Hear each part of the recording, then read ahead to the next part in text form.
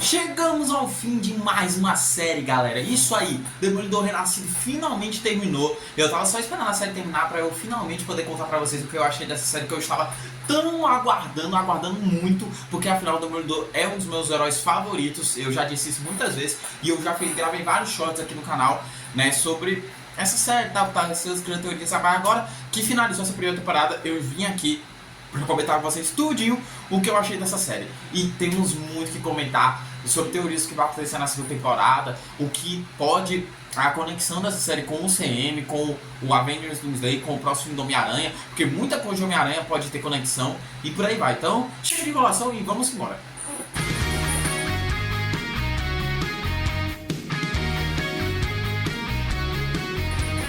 Pessoal, sejam todos muito bem-vindos a mais um vídeo aqui no canal. E de quebra, por favor, se inscreva no meu canal, cara, por favor, porque senão eu vou te encher de porrada. Porque você não se inscrever e não deixar o like, você não é digno.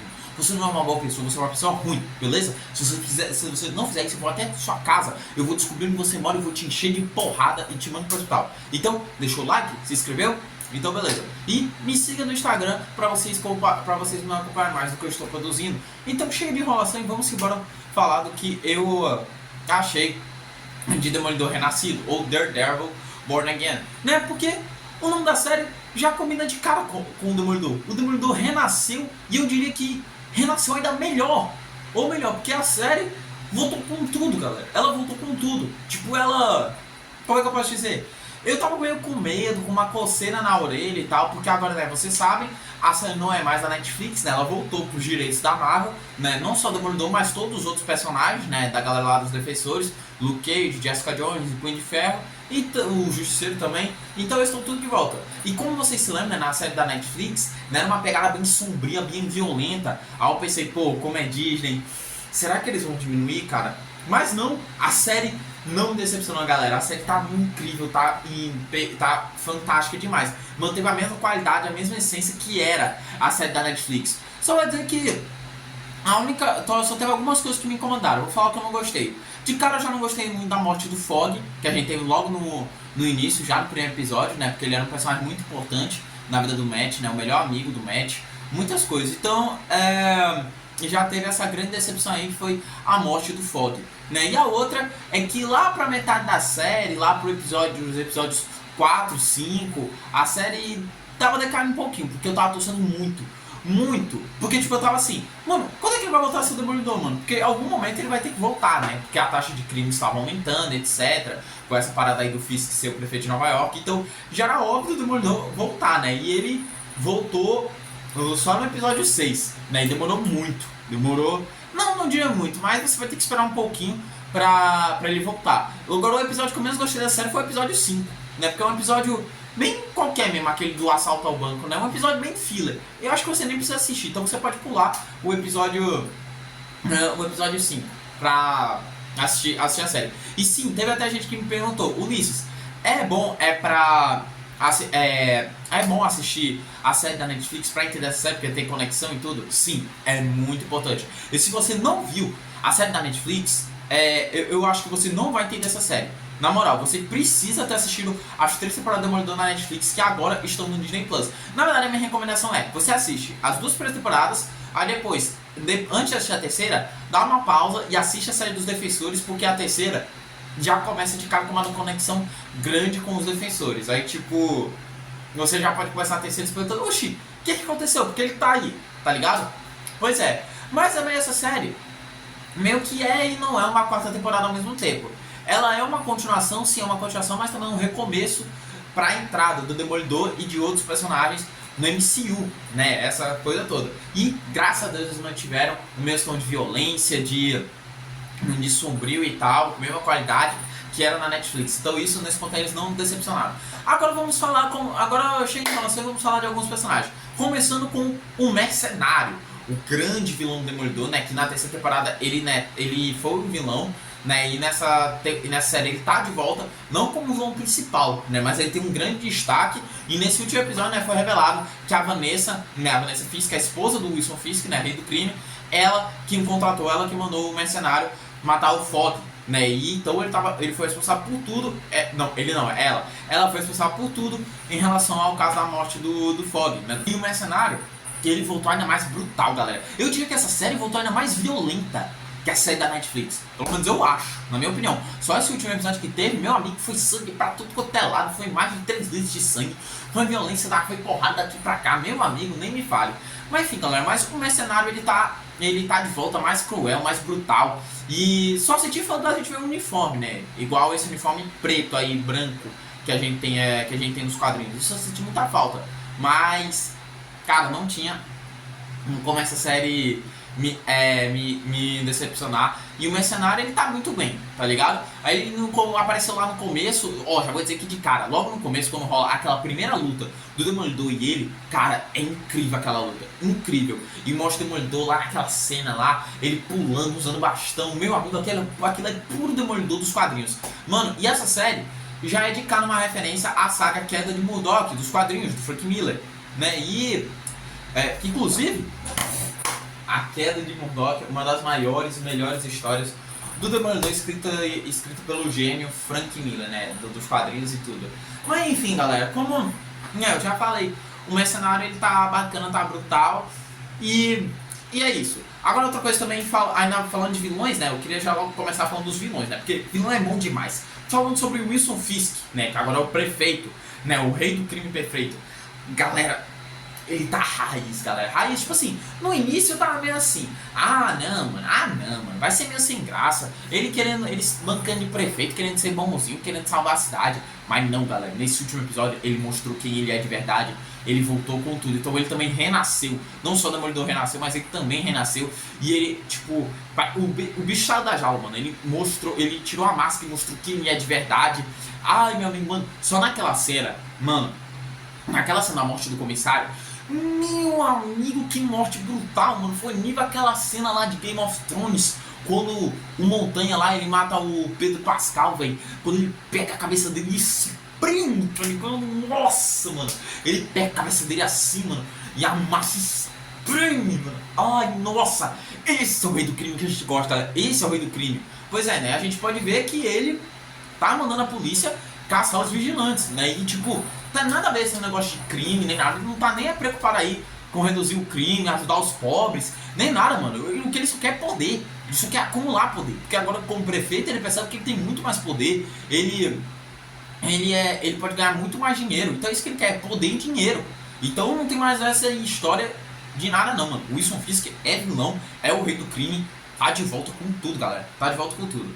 Agora, outra coisa também que eu quero também falar é sobre a dinâmica entre o Matt e o Frank, né? A dinâmica entre o Demolidor e o Justiceiro. E já vamos falar do Justiceiro, do retorno dele, mas aqui é falar sobre a relação dele, né? A dinâmica entre ele e o Demolidor. Galera, eu vou dizer que eu gosto muito da relação entre eles. Ok, a gente pode dizer que é uma relação meio que de amor e ódio, tá ligado? Pois é, uma relação de amor e ódio. E também tem um triângulo amoroso entre esses dois, que já vamos comentar sobre. É uma relação de amor e ódio, porque tipo, a gente pode ver, né, os dois trabalhando juntos, é muito massa ver os dois trabalhando juntos. Naquela cena mesmo, galera, nossa, naquela cena de luta na casa do Matt, nossa, foi bom demais, mano. A gente vê que o Justiceiro também tá de volta, né, porque no quarto episódio ele tinha aparecido, né, lá todo barbudo e cabeludo, né, e a gente viu que eles estavam usando, né, quando o Matt chamou a atenção dele, né, quando ele estava usando, né, a caveira do Justiceiro e tudo, que já vamos falar sobre isso. Mas enfim, a dinâmica entre eles é muito legal, pô. Porque tipo, o Demolidor a gente pode ver que ele é um cara um pouco mais da lei e tudo, ele não apoia matar, ele não apoia, e o Justiceiro pedindo pra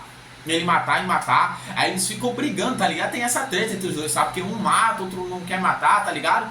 É massa, pô, ver isso, mano. Porque tipo, meio que mostra que mesmo dois caras sendo completamente diferentes, eles ainda podem se unir, podem formar uma bela dupla, tá ligado? É muito massa, eu gosto muito dessa dupla, dessa relação entre o Demolidor e o Justiceiro. E eles já foram parceiros e inimigos várias vezes, já deram treta várias vezes. E outra, sabe quando eu falei triângulo amoroso? Deve tudo graças a uma grande mulher que é a Karen Page. Sim, a Karen Page voltou nesse episódio final. Ela já tinha aparecido lá no começo e tudo, mas graças a Deus, nesse episódio final ela tá de volta. E eu digo graças a Deus por quê? Porque ela é muito importante nas histórias do Demolidor. E também importante pro Frank Castle, né? Pro Justiceiro. Porque, inclusive eu tenho uma suspeita. O Matt, ele perguntou pro Frank Ele falou assim, cortou o cabelo e tirou a barba por minha causa, só que eu acho que não. Eu acho que ele cortou o cabelo e tirou a barba por causa da Karen. Porque a gente sabe que ele tem uma quedinha pela Karen e tipo, é como eu falei, o Matt ia namorar a Karen e ele tem esse triângulo amoroso, tá ligado? Entre esses três aí, tá ligado?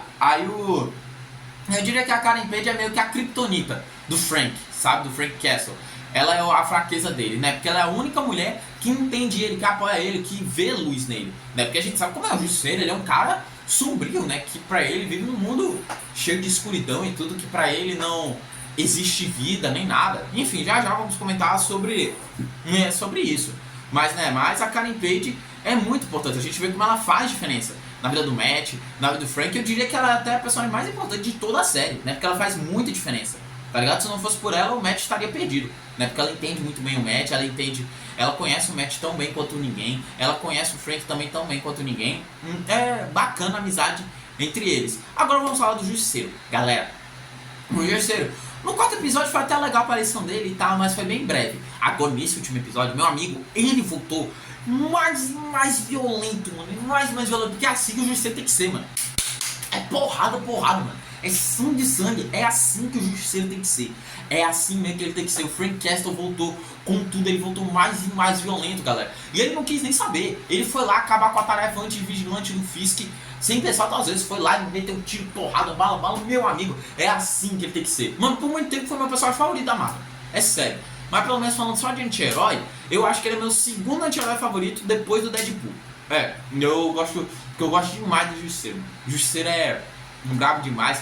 Mete bala em todo mundo, mete porrada em todo mundo e etc. E outra, quando eu falei pra vocês que os policiais estavam usando a caveira do Justiceiro, a força antitarefa e tudo, pronto, esse episódio fez uma crítica a isso. Eu gostei muito de ter visto isso, porque isso foi uma coisa que aconteceu na vida real, galera, é sério. A Marvel mesmo, ultimamente, foi forçada a mudar o símbolo do Justiceiro, a mudar o símbolo do Frank Castle, né? Porque a caveira do Justiceiro tem sido muito utilizada por militares, policiais, várias coisas, né? Você provavelmente já viu a caveira do Justiceiro, provavelmente em algum lugar. Inclusive, em breve eu pretendo fazer um vídeo só falando sobre isso, né?